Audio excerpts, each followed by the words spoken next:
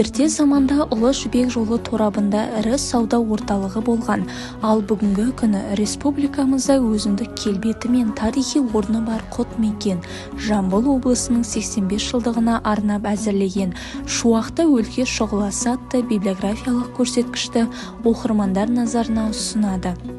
Жамбыл облысы қазақтың кең байтақ даласындағы басын ақ қырау шалған айбынды Қырғыз Алатауы мен Талас өзені, қойнауы маңыраған малға, жайқалған егінге толы Қаратау бөктерінде орын тепкен өлке. Бүгінде серпінді жобаларды іске асырып, атқаратын көп іске адымдай басқан Жамбыл облысы 85 жылда түрлі саяси, экономикалық, тарихи, рухани белестерден өтті. 1939 жылы қазанда Қазақ КСР үкіметінің шешімімен Әулиеата облысының атауы Жамбыл облысы болып ауыстырылды. Бұл Жамбыл облысының құрылған күні болып саналады.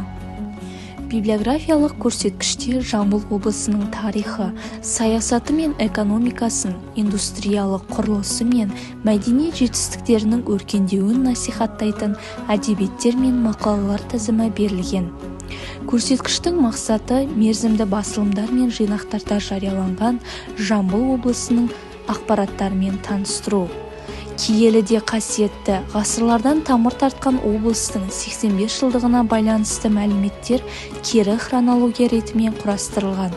Көрсеткіш ғалымдарға, ізденушілерге, білімгерлер мен оқушыларға, көпшілік оқырман қауымға арналады.